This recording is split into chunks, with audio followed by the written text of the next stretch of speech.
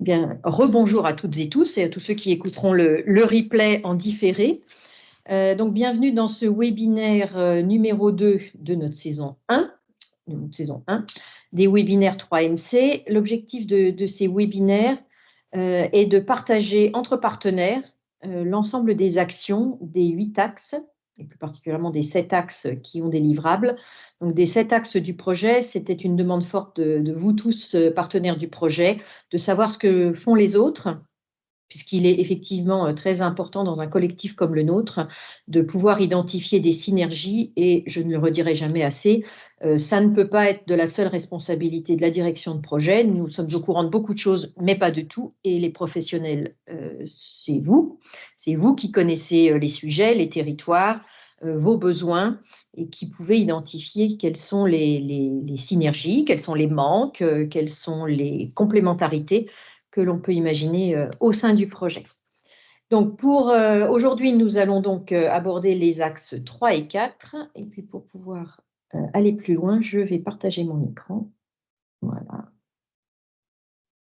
Partager avec vous notre présentation avec notre logo 3NC et notre image de marque 3NC. Est-ce que c'est bon pour vous? Est-ce que vous voyez le document? Oui. Super.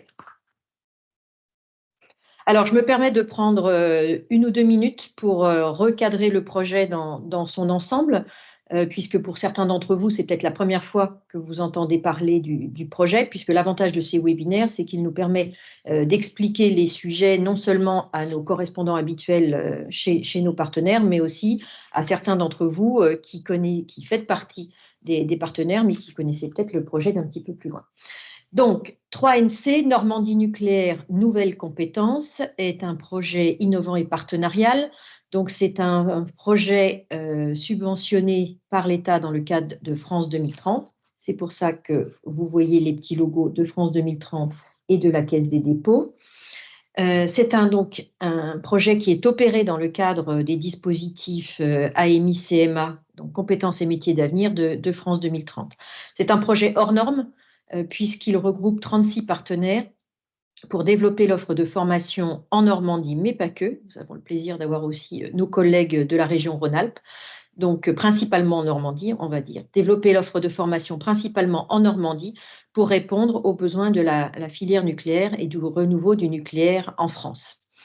Nous allons couvrir l'ensemble des champs depuis le CAP jusqu'au Bac+5. Donc avec des ouvertures de classes, de la massification, c'est-à-dire de l'augmentation de capacité de formation existante, et également de la coloration de formations existantes. Ce que vous nous dites tous, vous partenaires qui allez créer ces formations ou ces colorations, c'est que le plus difficile n'est pas forcément de créer des formations, mais de les remplir. C'est pour ça que vous avez les axes 1 et 2 qui sont dédiés le développement de la culture scientifique plutôt primaire et début du secondaire, et ensuite à l'attractivité des formations et des métiers par l'Agence régionale de l'orientation et des métiers que nous avons la chance d'avoir en Normandie, et qui va déployer des actions pour rendre les formations que nous allons déployer attractives et les remplir. Donc, pour ces 2 premiers axes, je vous invite à regarder le replay pour ceux qui n'auraient pas vu le webinaire de la semaine dernière, et nous pourrons vous redonner le lien. Donc, nous allons vous présenter aujourd'hui les axes 3 et 4 qui concernent les formations du CAP jusqu'au Bac+2. Et la semaine prochaine, vous aurez la présentation des axes 5, 6, 7 qui sont les formations du supérieur, du Bac+3 jusqu'au Bac+8. Nous vous ferons grâce de la présentation de l'axe 8 qui est un axe de pilotage et qui est fort intéressant, mais peut-être un petit peu plus rébarbatif. Voilà. Alors, nous rentrons dans le vif du sujet. Donc, sur cet axe 3, dont le pilote est le rectorat de Normandie. Donc, pour ça, je passe la parole à Sébastien Callot. Merci Léna, bonjour à tous. Donc oui, l'axe 3, connaissance de base, immersion et professionnalisation. Donc pour vous présenter cet axe, on va le faire à 2 voix. Je vais démarrer, mon collègue Franck Le Cerveau vous présentera l'action 2. Donc, l'axe 3, on est bien la cible qui était la nôtre au niveau de l'éducation nationale, hein, former des techniciens supérieurs, du CAP au bac +2, et puis valoriser des opportunités et proposer des parcours de formation dans les métiers et pour les métiers du nucléaire. Notre axe sur la diapo suivante, vous le verrez, il est construit autour de deux actions. Une action qu'on a appelée SAS de formation et puis une action pôle de référence. Alors pour entrer dans le vif des sujets des actions, je vais vous présenter la première action, le SAS de formation. Donc on est à travers ce SAS dans la continuité. Excuse-moi, Sébastien, est-ce que tu pourrais ne pas trop reculer par rapport à ton ordinateur, parce qu'on t'entend moins quand tu recules. Alors je vais rester immobile et de marbre. Merci. Vas-y, je te laisse la parole. Je ne bouge plus.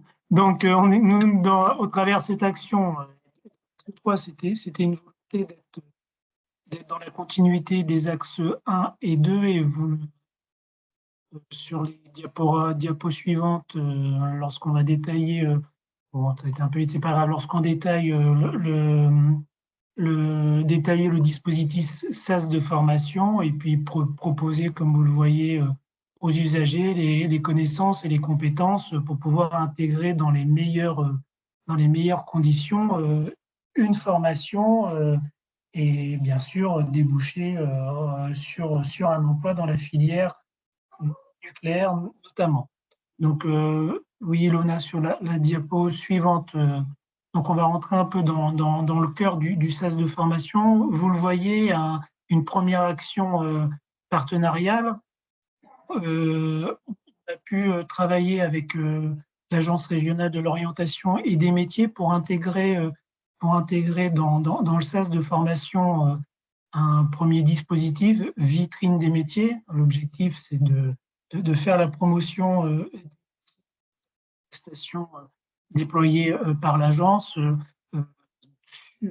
Et cette prestation, elle va se réaliser dans les EPLE et sur les plateaux techniques. Et puis nous, on apporte notre compétence pédagogique dans ce SAS, hein, avec différents dispositifs, vous le voyez, qui seront travaillés par différents services du rectorat et par les EPLE. Donc un premier dispositif, classe en entreprise. L'idée là sur le plan pédagogique, c'est de déplacer une classe sur 2 jours dans une entreprise. Donc là, dans une entreprise dont les métiers correspondent aux métiers attendus dans la filière nucléaire. L'idée sur ces 2 jours, c'est de déplacer, de contextualiser, déplacer la classe et contextualiser les enseignements en lien avec l'entreprise et les métiers de l'entreprise. On a également un pas de côté. L'objectif là, c'est pour des jeunes hein, qui sont en rupture de parcours ou qui ont une certification et qui se posent des questions sur l'avenir, les métiers, l'insertion professionnelle. Également dans le supérieur chez nous, des jeunes qui se retrouveraient un peu en difficulté. Le dispositif un pas de côté, l'idée c'est de réfléchir à une réorientation, un autre parcours de formation et notamment un parcours de formation qui va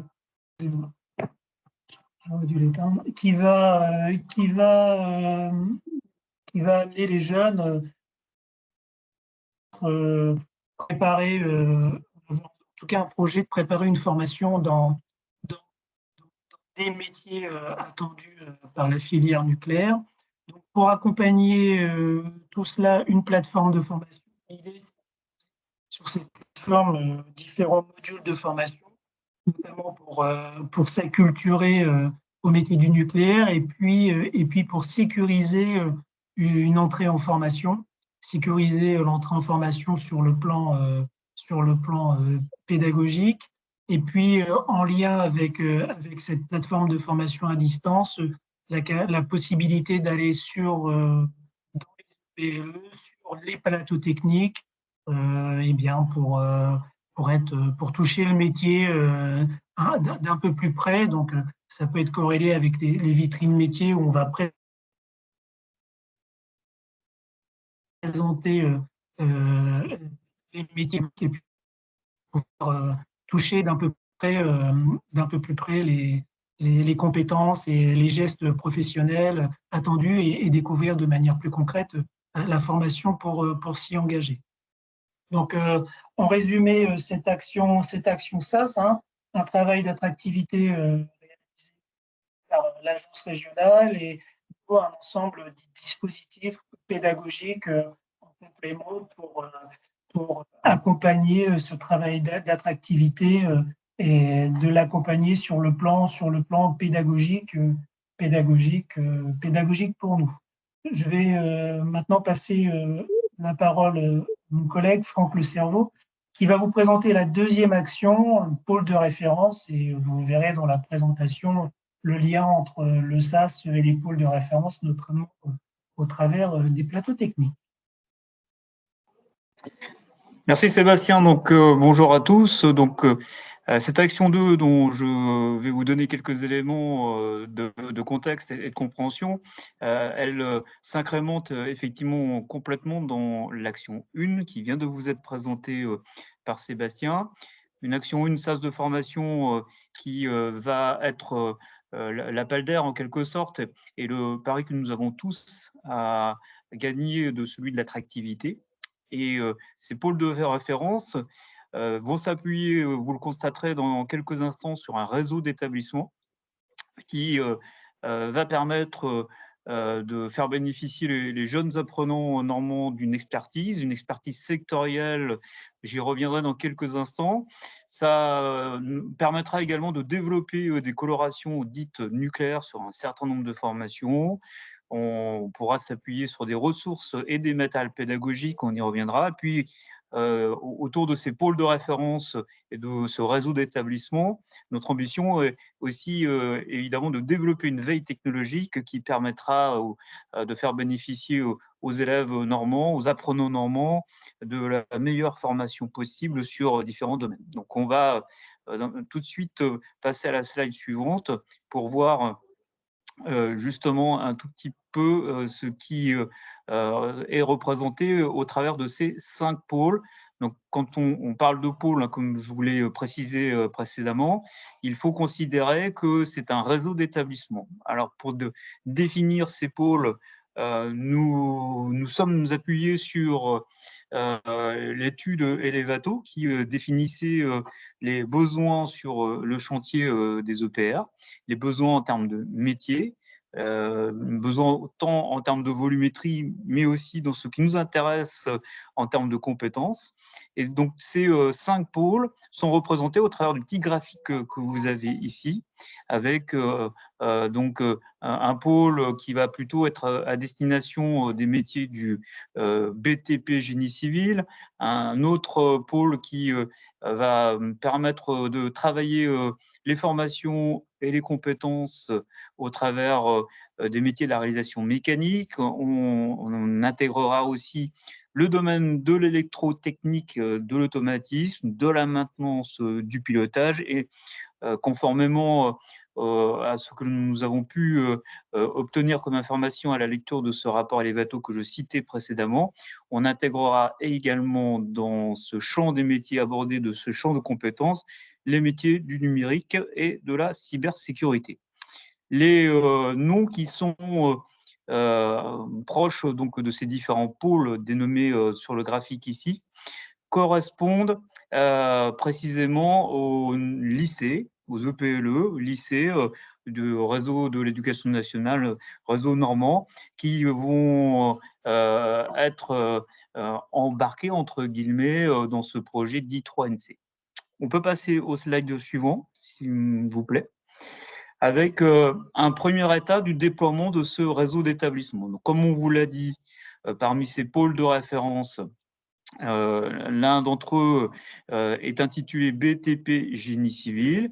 Donc, ce sont tous ces métiers afférents à cette thématique. Et comme vous pouvez l'observer sur la carte de Normandie qui est affichée, vous avez ici sur l'implantation de ces futurs pôles de référence. Alors, c'est l'occasion peut-être de développer un tout petit peu la signification de pôle de référence. Pôle de référence veut signifier ou indiquer que ces établissements pourront bénéficier d'équipements spécifiques qui vont leur permettre de développer une pédagogie qui va permettre de contextualiser l'acquisition des compétences des référentiels des diplômes de l'éducation nationale au travers d'un contexte du nucléaire pour permettre d'aborder ces compétences, encore une fois, qui sont réclamées par les professionnels pour la construction de ces futurs EPR.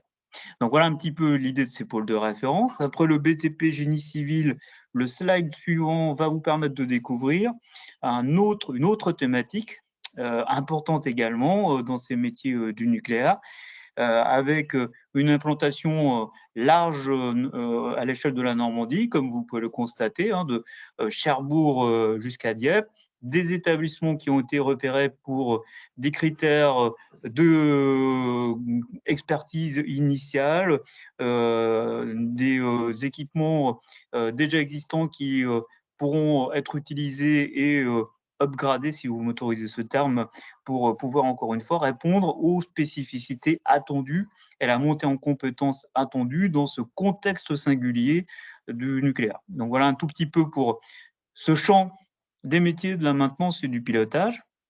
Après celui-ci, vous observerez également qu'on a une volonté de déployer de la même manière cette action numéro 2 de cet axe 3 sur une autre thématique qui, elle, est la réalisation des ensembles mécaniques avec des implantations là aussi très larges au sens de ce territoire normand, avec d'autres lycéens qui apparaissent. Vous pouvez constater également, et c'est ce qui, selon nous, fait l'intérêt de notre proposition, c'est ce large maillage territorial sur ces différentes thématiques. Après réalisation des ensembles mécaniques, un autre sujet qui a été encore une fois mis en avant dans le besoin dans ce rapport Elevato que je citais précédemment, c'est le domaine des métiers liés à l'électrotechnique et à l'automatisme. Encore une fois, vous observez une implantation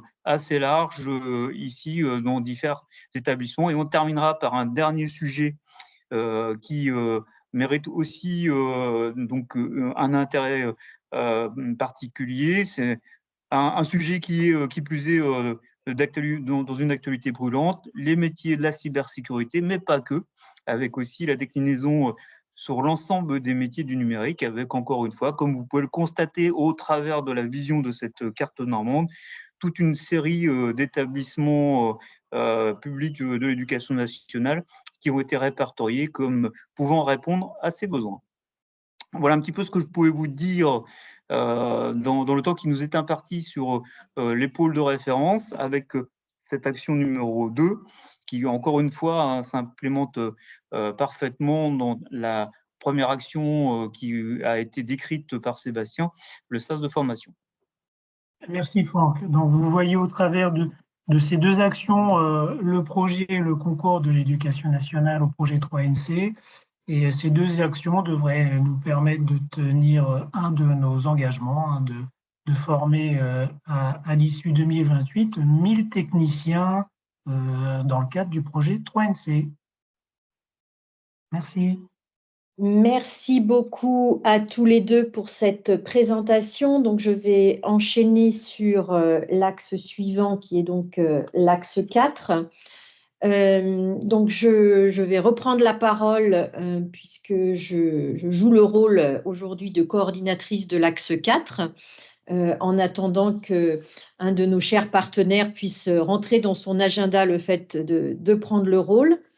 Donc, l'axe 4 a cette particularité par rapport aux axes que vous avez vus jusqu'à présent, c'est qu'il est multipartenaire. Donc, l'axe 4 comporte 6 actions avec 6 partenaires différents. Donc, nous avons fait le pari de présenter ces 6 actions sur 6 slides. Donc, ça sera forcément assez succinct, mais l'important, c'est qu'on puisse aussi avoir des échanges ensemble si vous avez des questions complémentaires. Et bien sûr, l'ensemble des partenaires qui portent ces actions pourront compléter mes propos parce que c'est un exercice qui n'est pas très facile. Alors, vous allez le voir, nous sommes toujours sur le champ du CAP au Bac+2, ce qui veut dire que nous travaillons de manière très étroite avec les équipes du rectorat et de l'axe 3, puisqu'il faut à la fois jouer les complémentarités et éviter les concurrences, puisque l'objectif, c'est de remplir l'ensemble des classes, vu les besoins énormes qu'a la filière nucléaire. Il y a de la place pour tout le monde, mais ça fait forcément partie du pilotage du projet. Donc, vous avez ici une carte qui résume l'ensemble des formations qui sont proposées par les acteurs de l'axe 4 et vous pouvez donc en même temps les découvrir. Vous avez des couleurs qui indiquent les années de lancement des formations ou des colorations. Donc, je vais passer en revue l'ensemble de ces actions. Bien sûr, l'idée, c'est que le projet ne soit pas statique. On commence à voir chez un certain nombre de partenaires des idées de complémentarité sur l'ensemble du territoire au-delà de ce qui est indiqué ici. Par exemple, des formations qui pourraient démarrer en Seine-Maritime, mais qui pourraient ensuite être dupliquées côté Cotentin. On a toujours cet objectif de répondre à l'ensemble de la filière. On a déjà parlé de Penly, mais il n'y a pas que Penly. Il y a bien sûr les grands chantiers chez Orano dans le Cotentin et puis les grands carénages sur l'ensemble des centrales nucléaires. Parmi vous, aujourd'hui, il y a des responsables d'écoles d'ingénieurs, donc nous sommes bien sûr dans une logique aussi de continuité de formation. Grâce à cet axe, nous allons former des professionnels qui arrêteront là leurs études et qui pourront rentrer dans la filière nucléaire, mais d'autres pourront continuer la formation et donc il est important qu'on ait cette logique-là par domaine de compétences. Sur l'ensemble des axes, nous allons nous organiser aussi pour que les formations soient construites avec les entreprises, puisque nous avons 17 entreprises qui apportent de l'expertise et nous avons aussi des entreprises comme Keveo ici présent aujourd'hui qui apportent des solutions pédagogiques. Donc, c'est vraiment un travail partenarial qui va être réalisé pendant les 5 ans du projet. Alors, notre première action est une action de l'école des travaux publics de Normandie qui est aujourd'hui installée à Alençon et qui va s'installer à Grand-Quevilly, donc dans la banlieue rouennaise, avec comme objectif de dupliquer l'école qui est à Alençon et de proposer même de nouveaux parcours. Donc, on est toujours sur cette adéquation avec les besoins des entreprises, donc un travail de collaboration très étroit avec Eiffage, qui est le grand donneur d'ordre des travaux publics pour le chantier de Penly. Donc, vous voyez sur la partie droite les formations qui seront proposées, un certain nombre dès 2024, puisque le centre de formation va ouvrir à la rentrée 2024, donc un projet déjà très, très bien avancé. Voilà, donc ce seront des formations génie civil, travaux publics, qui seront colorés nucléaires avec des nouveaux équipements qui sont en train d'être commandés. Ensuite, nous avons l'action 2 qui concerne la mutualisation, modularisation et campus technologique par le pôle formation IUMM Rouen-Dieppe. Donc, vous avez à gauche l'ensemble des formations qui seront proposées. Les 2 en vert sont celles qui démarrent en 2024. Vous les lisez plus vite que je ne l'ai dit, donc je ne vais pas insister là-dessus. Je pense que ce qu'il faut souligner dans cette action, la proposition qui est faite, c'est de développer de nouveaux plateaux techniques. On parle d'un campus technologique dédié à la filière nucléaire au niveau de Dieppe, mais en utilisant aussi les plateaux techniques qui sont déjà existants, par exemple à Rouen ou dans d'autres villes du pôle formation, avec des modèles en format hybride, donc avec des professeurs et des élèves qui ne seront pas forcément au même endroit, ce qui facilitera en fait la formation sans dupliquer l'ensemble des installations. Donc, bien sûr, cela veut dire un environnement pédagogique connecté et la mutualisation de plateaux techniques. 3NC se veut innovant. Je pense que ce que vous avez vu que dans l'axe 3, la proposition faite est innovante. Hein. Mettre en réseau des lycées avec cette notion de pôle de référence, c'est innovant. Eh bien là, je pense que nous avons aussi une idée de modèle performant en format hybride qui est très intéressant.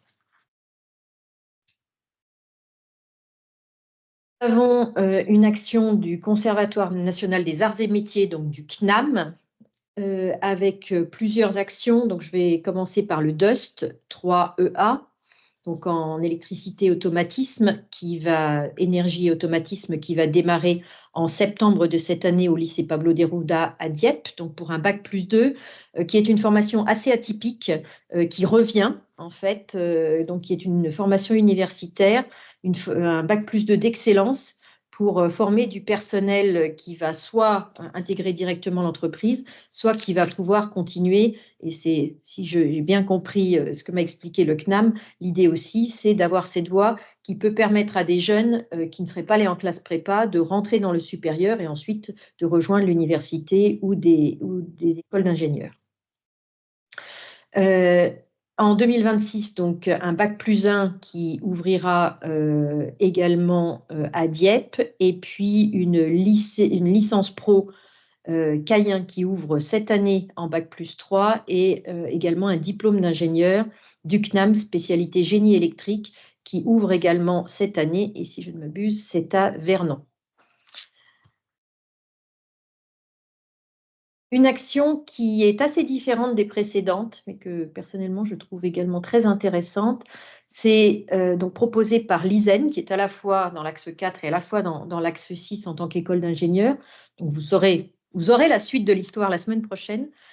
Donc là, l'idée, c'est de donner des cours supplémentaires à des BTS en deuxième année dans un certain nombre de lycées, pour les élèves qui sont je sais pas comment on dit, les plus méritants, qui ont le meilleur niveau, pour en fonction de leur potentiel, qui doit leur permettre ensuite de pouvoir rejoindre des formations de niveau bac+3 ou bac+5 à l'ISEN de Caen. Donc, ce sont des lycées qui sont à Caen, qui sont à Alençon, qui sont à Avranches, et il y en aura donc 10 d'ici la rentrée 2027. Donc, c'est aussi l'occasion de toucher des élèves qui sont dans des territoires ruraux et dans des villes où il n'y a pas forcément de formation supérieure, et de les amener à aller plus loin. Marc Faudel souhaitait que nous fassions un petit zoom sur une opération de promotion pour les filières du nucléaire, donc une BD qui est en cours de construction et qui va sortir pour aussi expliquer ce que sont ces filières du nucléaire, parce que ce que Marc nous a remonté, c'est que quand on veut faire de la promotion et qu'on s'éloigne un peu des territoires historiquement nucléaires de la côte normande, eh bien l'accueil n'est pas forcément aussi simple qu'on pourrait le penser. Nous passons en région Rhône-Alpes avec une formation organisée par l'entreprise Réel, en partenariat avec l'IRI.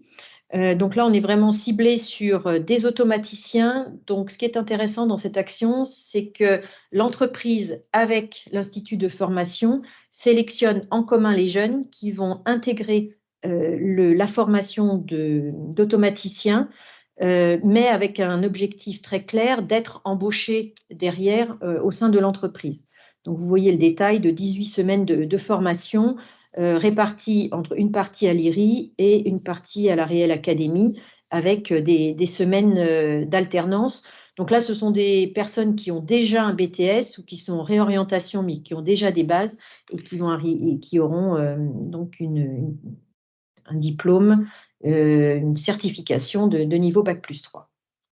Et une seconde promotion va commencer, là, même dispositif, mais inter-entreprise. Donc, c'est un petit peu plus compliqué, puisque l'objectif est que les entreprises ne se fassent pas concurrence dans le recrutement. Et donc, il y a une charte éthique de collaboration qui a été signée pour organiser cette deuxième promotion. Et enfin, donc, l'action menée par l'IRUP avec l'ISTP à Saint-Étienne. Donc, la construction de chantiers-écoles sur des savoir-faire communs du nucléaire et sur la radioprotection. Vous voyez ici les formations qui sont proposées, sachant que l'IRUP est une école que je peux peut-être faire d'entre vous connaissent en Normandie, mais qui forment historiquement des ingénieurs en apprentissage, peut-être avant même que beaucoup d'autres écoles ne se lancent, puisque ça date des années 90, et donc continue à déployer des formations dans le domaine du nucléaire en apprentissage. Donc ces formations ont commencé pour certaines en 2023. Voilà, nos collègues de la région Rhône-Alpes avaient une longueur d'avance sur nous, et travaille comme vous le faites aussi en Normandie, avec les entreprises pour répondre vraiment aux besoins qui ont été identifiés dans le cadre de l'EDEC du nucléaire. Voilà, j'espère que mes collègues n'auront pas été trop frustrés de ces présentations assez rapides. Il nous reste une dizaine de minutes, donc je vous propose que nous les utilisions pour déjà laisser la parole à l'ensemble des partenaires de l'axe 4 s'ils pensent que j'ai loupé quelque chose d'important. Je vous en prie, prenez la parole. Et ensuite, bien sûr, aussi pour vos questions. Donc, j'arrête le partage et je reviendrai sur les slides s'il y a besoin. Ilona, je peux peut-être apporter une précision par rapport à la formation et l'IRUP. Donc, en fait, la particularité des parcours de formation donc dédiés à la filière nucléaire intègre les formations habilitantes. Ça, c'est important et c'est pour ça que l'IRUP est dans cette idée de disposer de plus de chantiers écoles nucléaires, puisque les formations que vous avez vues apparaître à l'écran intègrent les formations habilitantes, donc que ce soit SCN, CSQ ou RP. Et donc ça, c'est une particularité des parcours de formation historiquement à l'IRUP, puisque comme on forme par la voie de l'apprentissage, on part du principe qu'il faut que les apprentis, pour pouvoir intervenir sur site nucléaire, puissent être formés aux habilitations nucléaires, pour que sans délai, en fait, ils puissent aussi intervenir sur site nucléaire. Voilà, donc ça, c'est une particularité que je voulais simplement souligner pour dire que ces parcours de formation pour la filière nucléaire intègrent les formations habilitantes. Oui, vous avez raison. Merci de ces précisions.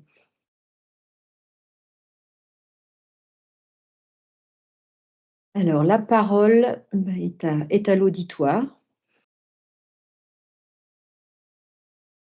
Sébastien et Franck, je pense que nous avons été hyper clairs.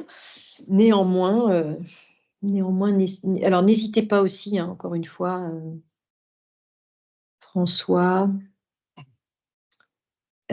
Johan, Mélanie. Alors, puisque personne n'ose, je vais le faire. Eric, je vois un conseil qui est haut. Donc nous, on travaille sur tout ce qui est technologie immersive. Et notamment, on a l'opportunité de travailler avec l'éducation nationale au niveau national sur des plateaux techniques virtualisés. Donc, on pourra bien sûr mettre à disposition nos compétences sur les aspects nucléaires. Et puis, on a fait bien sûr des projets sur le nucléaire. Voilà. Juste pour dire que je réagis à chaud sur les projets. Il y a bien sûr les plateaux techniques en présentiel et c'est fondamental, mais ça peut être aussi décliné et ça peut être une source d'attractivité également différente en virtuel et sachant qu'on intervient aussi en Rhône-Alpes. Donc voilà.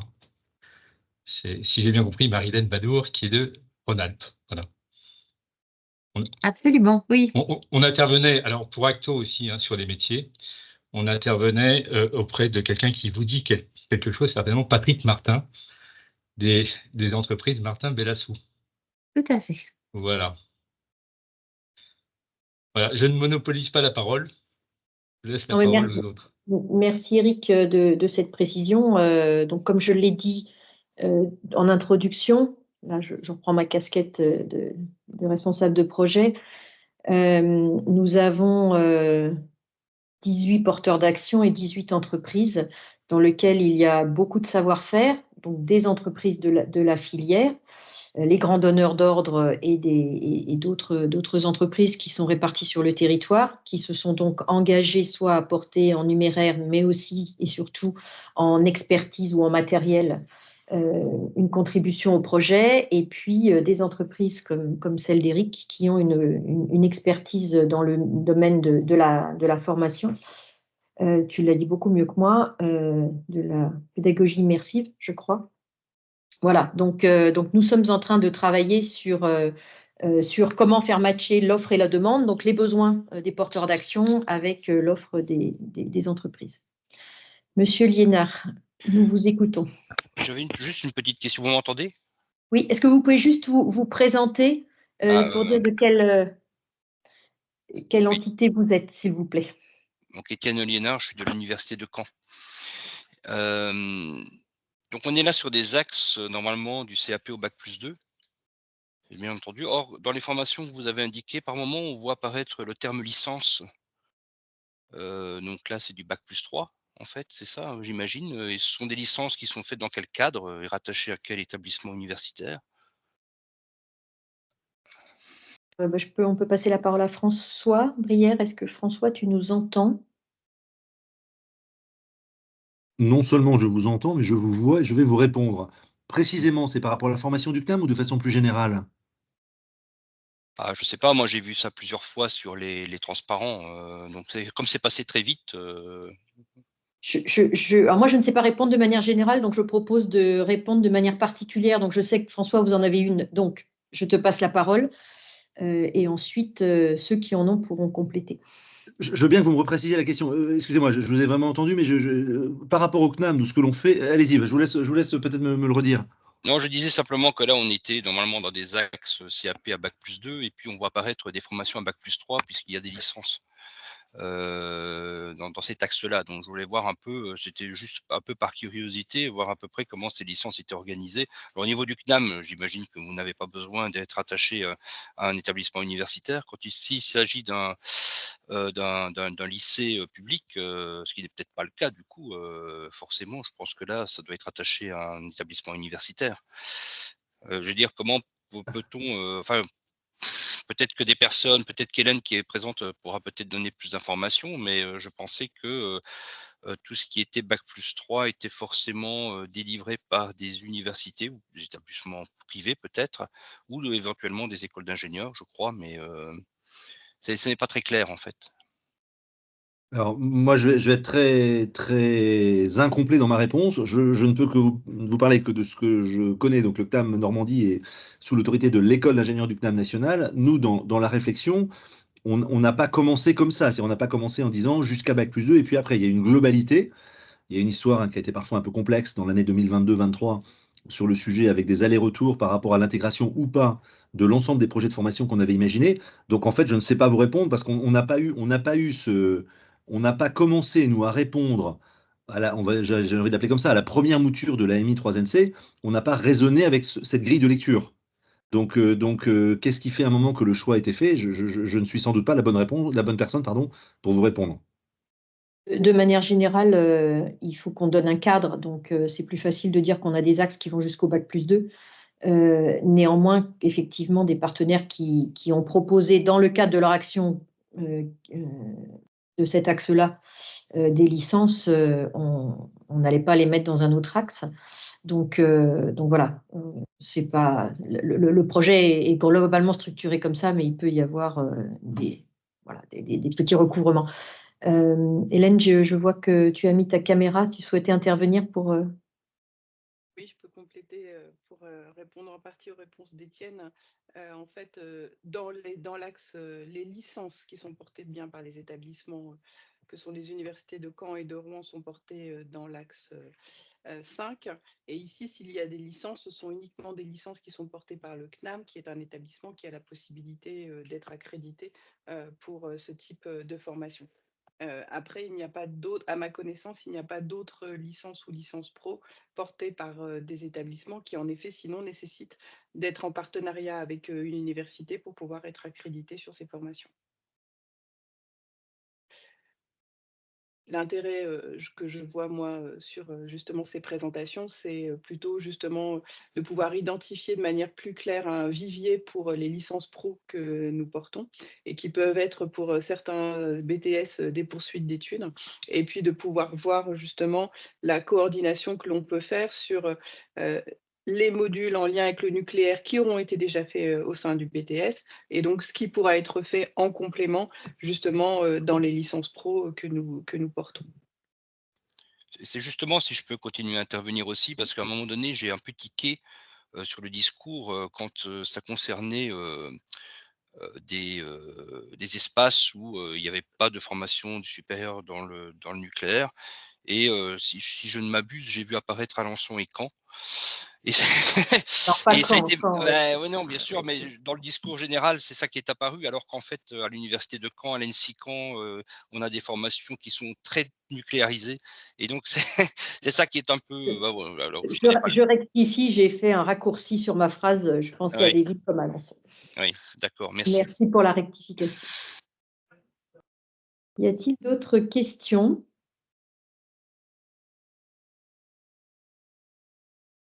Une 2 minutes. Ah.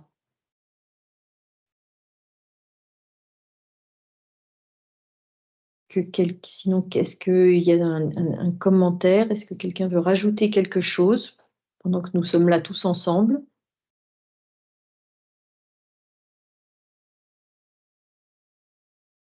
Bah, on voit que ça avance, donc bravo. Beau travail des pilotes et du collectif. Alors, on peut effectivement noter que il y a eu une première grande réunion le 1er septembre avec le président de région et la rectrice d'académie, monsieur le président de région, madame la rectrice d'académie, 1er septembre pour lancer le projet. Qu'ensuite tout ça s'est mis en route, que l'ensemble des comités, parce que c'est important de se structurer, ont commencé en décembre. La convention principale a été signée en février. Nous sommes en train de terminer le conventionnement, puisque c'est la région qui est chef de file, avec l'ensemble des partenaires porteurs d'action d'ici le mois de juillet. Donc ça, c'est pour la partie structuration. Mais effectivement, moi, je tiens à remercier l'ensemble des acteurs, ceux qui sont là aujourd'hui et ceux qui seront là dans les autres webinaires, parce qu'il y a une très, très belle dynamique. Il y a énormément de travail pour structurer, pour lancer la machine, pour réaliser les actions, avec certaines qui sont prévues dès septembre 2024. Donc, autant vous dire qu'il y a énormément de travail qui est réalisé aujourd'hui pour recruter les jeunes et avec un esprit collectif pour s'entraider. Donc, n'oubliez jamais tous que le téléphone est un excellent outil pour s'appeler, pour demander de l'aide, pour demander comment on peut faire, pour solliciter. Voilà, tout ne se fera pas par que par notre organisation qui peut être un peu lourde parfois dans un projet. N'hésitons jamais à nous parler les uns les autres en direct, et c'est ça qui fera aussi la force de notre collectif. Eh bien, écoutez, je vous remercie d'avoir assisté à ce webinaire. N'hésitez pas, quand vous recevrez le lien du replay, à le transférer à des collègues. Plus nous ferons connaître le projet, plus ce sera simple de s'insérer dans l'écosystème normand et l'écosystème du nucléaire au sens large avec nos collègues de la région Rhône-Alpes. Et en attendant, encore une fois, un grand merci à tous, et puis je vous souhaite une bonne fin de journée. À bientôt. Rendez-vous la semaine prochaine pour le webinaire suivant. Bonne journée à tous. Merci, au revoir. Merci Donna, à au revoir. bientôt. Merci beaucoup. Merci, au Au revoir. Au revoir. revoir. Au revoir, merci. Au revoir.